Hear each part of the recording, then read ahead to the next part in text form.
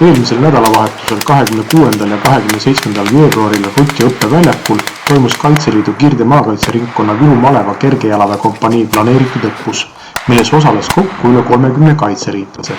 Analoogne õppus väiksemas formaadis toimus aga ka jaanuarikuus. Seekordsel õppusel võeti läbi teemad jao kiirrünnak ja kombineeritud varitsus, sealhulgas minivaritsus. Lisaks tuletati meelde Eesti klimaatilistes tingimustes üliolulised oskused varje püssitamisest ja tule süütamisest käepäraste vahenditega.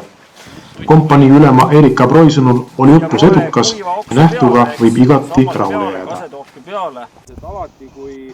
Õppuse üheks põnevaks osaks osalistel oli kindlasti miinivaritsus, mille osas teoreetilist teavet jagas kogenud Viru Maleva instruktor Urmas Aid. Tänasel õppusel kompanii allüksused jao tasemel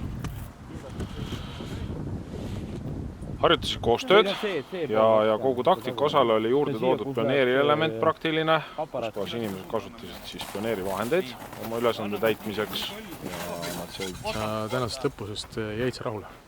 Jah, ma jäin rahule sellepärast, et ma nägin, et kogu eelnev õppetöö inimesed on motiveeritud, kes eriti just praegu tulevad välja sellel ajal ja siis nende motivatsioon on päris hea ja kõrge. Ja siis seda paremini nad oma seda õpitud ka kasutavad. Kergejalaväekompanii ridadesse on viimasel paaril aastal juurde tulnud üksjagu noori, kes said individuaalset oskusteavet ja hea meeskonnatöö kogemuse välialal. Mida sa sellel nädalavahetusel õppusel õppisid? Nädalavahetusel õppusel õppisime, kuidas teostada jaoga kiirrünnakut, varitsust ja miinivaritsust. Eriti hea oli antud asja juures see, et sai kasutada raske relvasid, et siis sai vaadata ja mõelda, kus raske relv peaks antud olukorras olema ja asuma.